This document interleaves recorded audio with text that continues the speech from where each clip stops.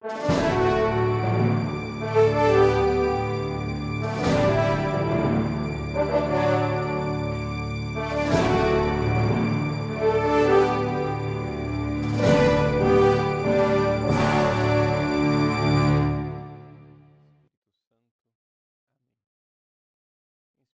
Senhor, as nossas ações e ajudai-nos a realizá-las, para que em vós comece.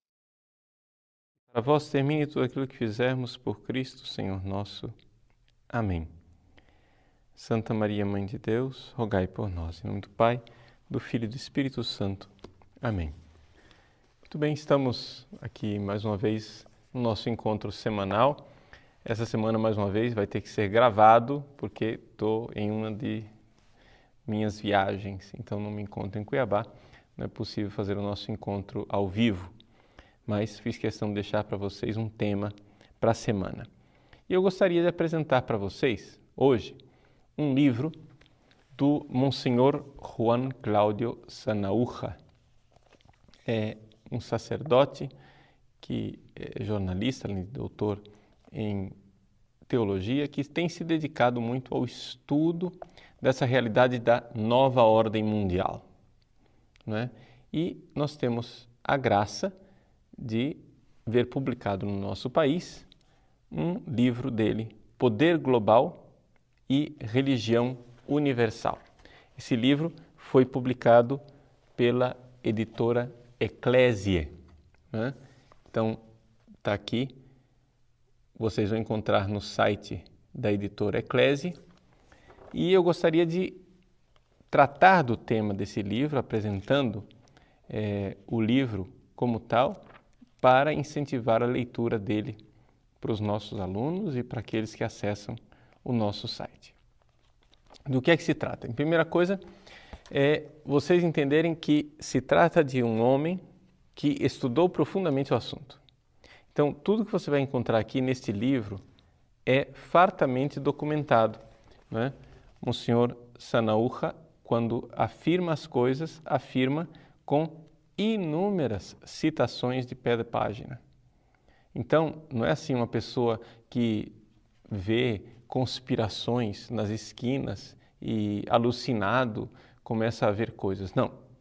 Ele fala, afirma e mostra os documentos do que ele está afirmando, não é?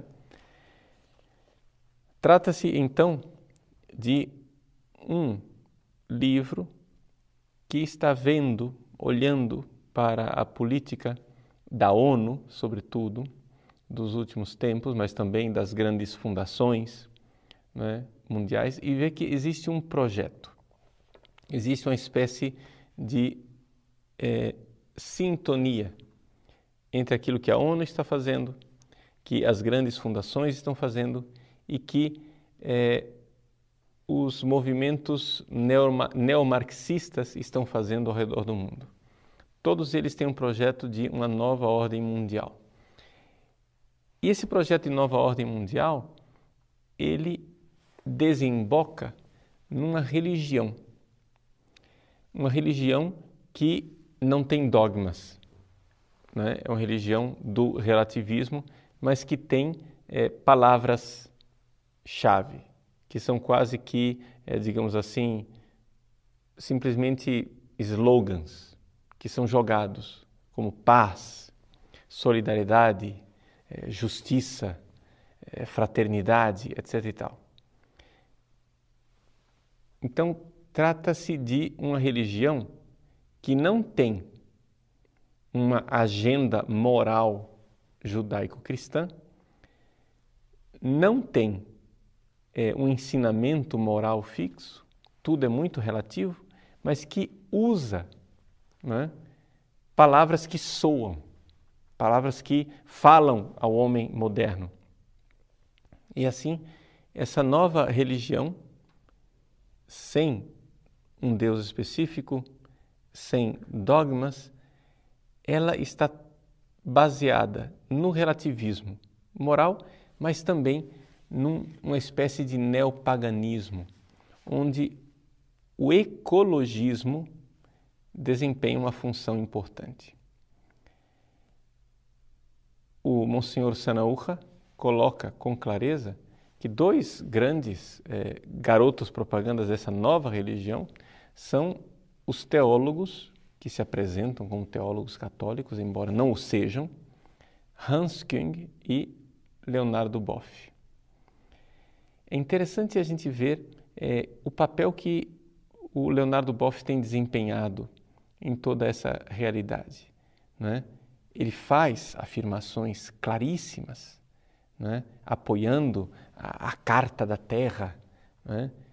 Esse documento que, na realidade, implanta esse paganismo onde nós temos uma visão de mundo completamente diferente da visão de mundo que nós cristãos costumamos ter.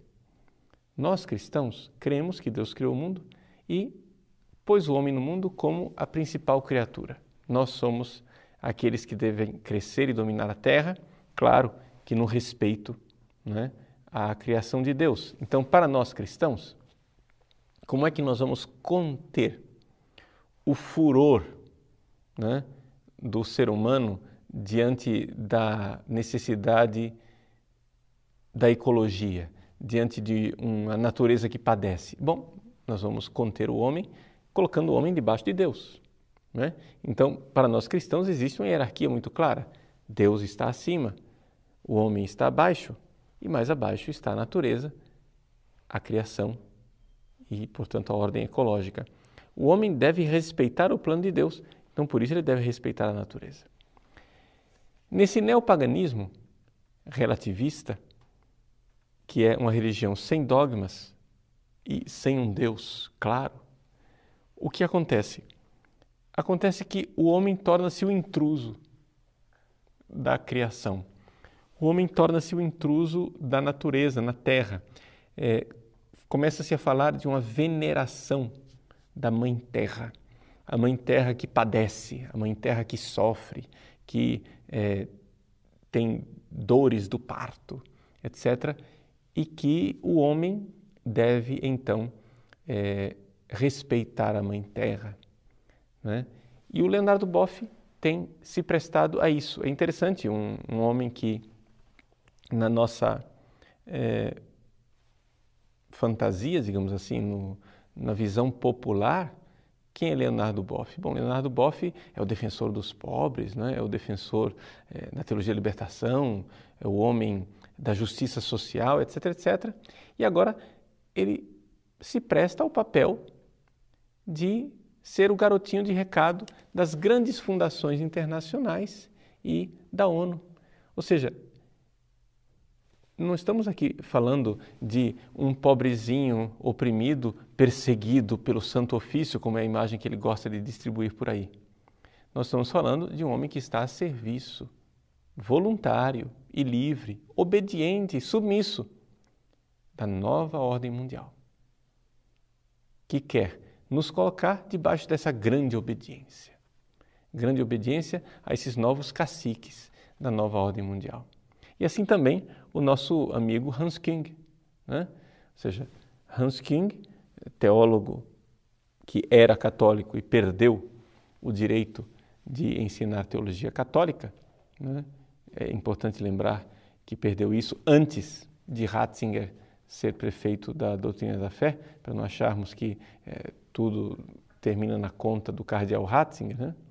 Pois bem, o Hans Küng, que não é teólogo católico, mas continua se apresentando como teólogo católico, ele coloca essa realidade da nova ordem mundial, né? E tem aí, inclusive, uma série de vídeos em que ele revê cada uma das religiões conforme esse novo dogma relativista, né? Ou seja, ele apresenta cada religião e tira daquelas religiões aquilo que ele pode sugar desses novos jargões: solidariedade, fraternidade, partilha, tolerância mútua, etc. e tal. Todos esses, digamos, as bandeiras, esses slogans que dizem, mas não dizem. Ou seja, dão uma aparência de cristianismo, mas que na verdade são aquilo que o próprio cardeal Ratzinger já denunciou. um moralismo político, ou seja, uma espécie de tintura moralizante que faz com que agentes políticos tenham uma boa aparência social, mas que no fundo, trata-se de pessoas relativistas que não são homens que abraçaram a ética judaico-cristã, ou seja, a moral judaico-cristã, que é o que nós, como cristãos católicos, cremos. Para apresentar um pouco o conteúdo desse livro, que já estou falando do conteúdo, né? Evidente, não é que eu vou começar agora, já tudo isso que eu tenho dito está aqui. Vale muito a pena ler o livro todo, não é? Por exemplo, isso que eu estava comentando agora do moralismo político, vocês vão encontrar na página 83, não é? Leonardo Boff, como comissário da Carta da Terra, afirma, vejam só a afirmação de Boff, hein? Cresce a consciência de que temos uma única casa comum, o planeta Terra. Além disso, como espécie, formamos uma humanidade única e somos parte da Terra. Somos a própria Terra que, em um momento de sua evolução, começou a sentir, pensar e amar. A espécie humana está condenada a fazer o que faz porque é um parasita da Terra. Vejam a coisa, ou seja, o ser humano é um intruso. É muito melhor para a Terra que esse câncer desapareça. Ou seja, que o ser humano desapareça. Daí para tirarmos disso, veja, não estou dizendo que o Boff está dizendo isso, mas diante de tudo aquilo que a ONU pensa e diz, veja, essa Carta da Terra, de um lado, lembrando os direitos maravilhosos, sei lá, assim, do mico-leão dourado, essa mesma organização, que são as Nações Unidas, proclama o aborto como um direito da mulher, né? Ou seja, agora a mulher pode matar, porque, vejam, trata-se de uma tortura. A mulher ser obrigada a ter um filho é uma tortura. Olha o palavreado que eles usam para comover as pessoas. A mulher está sendo torturada. Onde é que ficam os direitos humanos?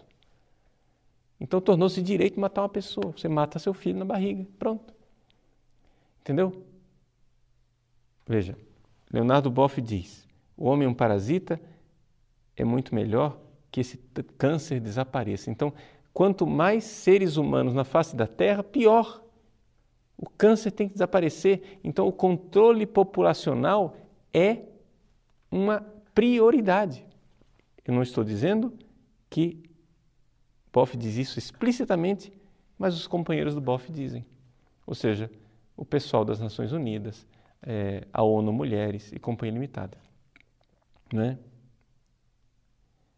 A Terra pode continuar, diz Leonardo Boff, tranquila, desenvolvendo outra forma de vida. A infraestrutura biológica é candidata a nos suceder porque é portadora de espiritualidade. Ou seja, a humanidade tem que desaparecer e a infraestrutura biológica vai ser a nova espiritualidade. Mas, escuta, tem alguma coisa errada com a cabeça desse sujeito? Não é? As religiões abraâmicas são as mais violentas. Sabe o que é a religião abraâmica? É a sua religião, ou seja, o cristianismo, o catolicismo. Ou seja, os cristãos, os judeus e os muçulmanos são as mais violentas porque acreditam ser portadoras da verdade, como o Papa em Ratisbona. O que é necessário é a espiritualidade, não os credos e não as doutrinas. Muito bem, pronto. Então, qual é a religião do Leonardo Boff? A nova era, entendeu? A nova religião, essa religião light, esse panfletário credo de slogans bom-mocistas, né? Que você fala de fraternidade, igualdade, solidariedade e ao mesmo tempo prega o extermínio da raça humana. É isso que nós estamos falando aqui. Então, assim, essa é é o que eu apresentei até agora. Então, para dizer que não estou inventando coisas, né, tá aqui. Para apresentar o conteúdo desse livro, que eu aconselho muito a que vocês adquiram e leiam. Leiam o livro de Monsenhor Sanaúja, né? É importantíssimo, é para nós fonte de documentação, de estudo para sabermos o que está acontecendo no mundo. Ok? Para apresentar o conteúdo também desse livro, eu gostaria de usar aqui um discurso do Papa Bento XVI, para termos um texto menor, né, que nós possamos investigar.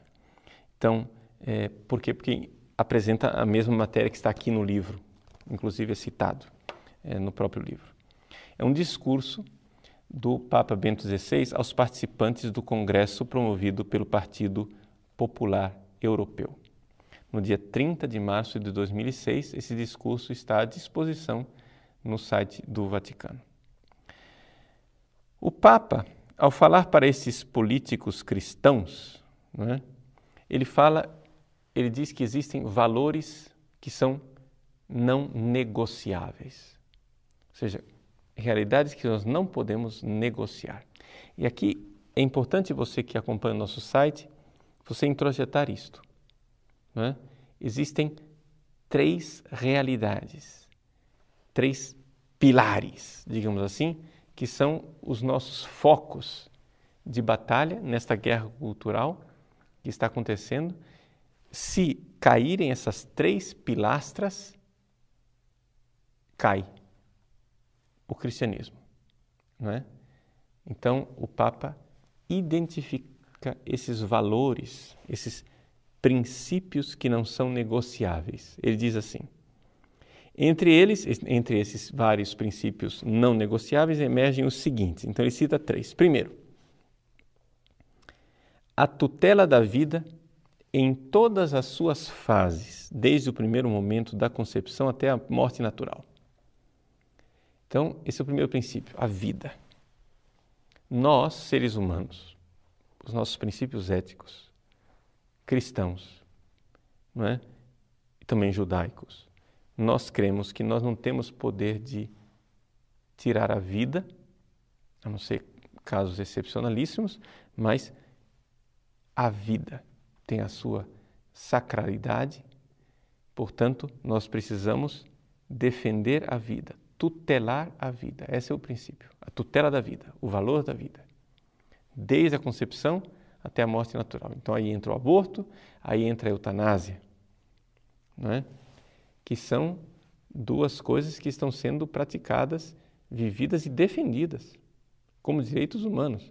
Nós já estamos falando que o aborto é apresentado pela ONU como direito humano. E não somente isso.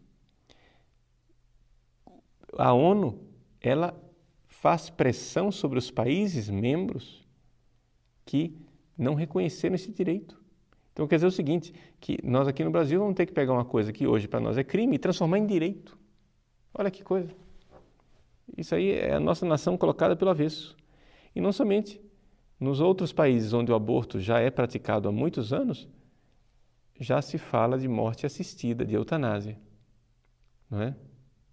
Então, é assim que o Papa diz. Isso daqui não tem negociação. Não tem esse negócio, nós temos que dialogar com o mundo moderno. Aqui não tem negociação. Nós não vamos aqui negociar, não vamos renunciar a isso.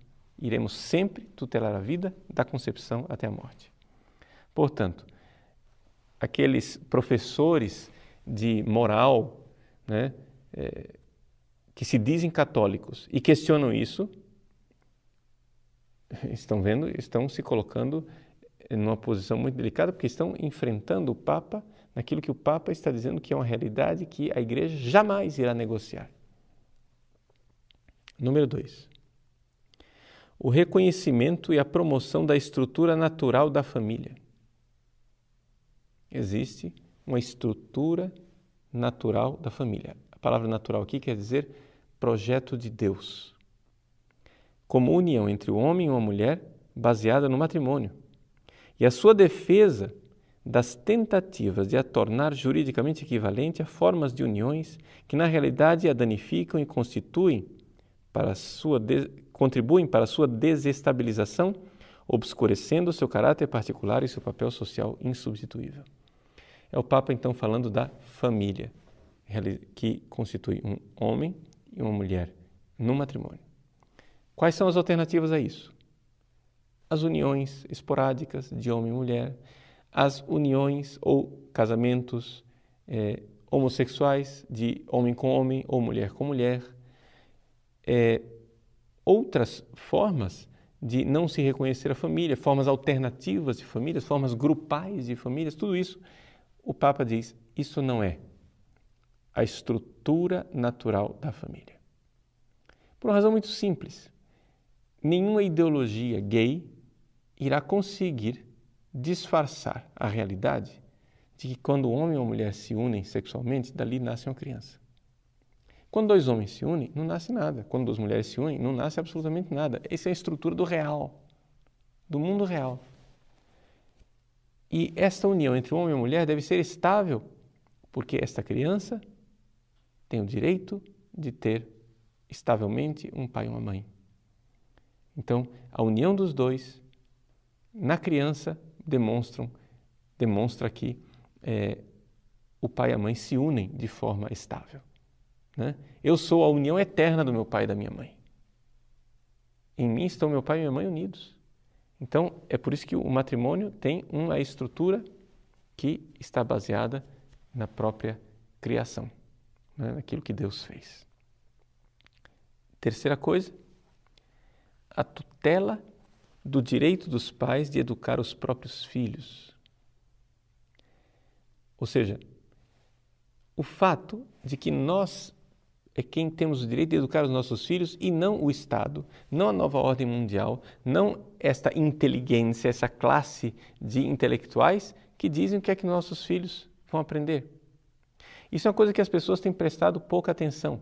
Mas vejam, por exemplo, que toda a estrutura escolar no Brasil está indo nessa direção. Ou seja, eles ensinam aos nossos filhos na sala de aula que o Estado é o benfeitor, é o Papai Noel que dá a Bolsa Família, etc. E que papai e mamãe é que são os criminosos. Se papai e mamãe triscar a mão em você, meu filho, você chama a polícia e o camburão vem buscar papai e mamãe.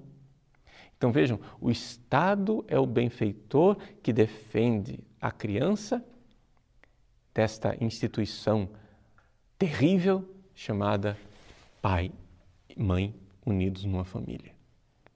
Está entendendo? Então, logo dentro da nossa escola, os nossos filhos são ensinados a não considerar seriamente o que o pai e a mãe estão ensinando. Ou seja, o que papai e mamãe ensinaram é careta, é ultrapassado, não vale nada. O que vale é o que nós estamos ensinando para você. Então vejam como as coisas estão se tornando sérias e graves. Já está sendo implantado no nosso país.